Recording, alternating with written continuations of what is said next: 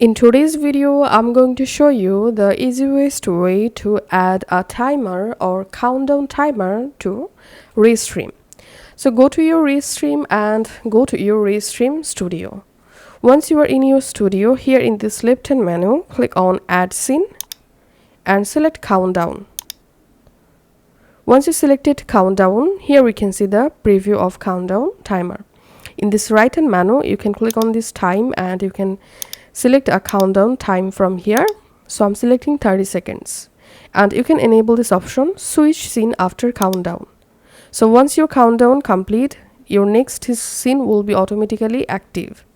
And if you want, you can add a music from this list for your countdown scene. You can also upload your own music by clicking on add music. And then you can change your countdown font style from here. You can change your font color.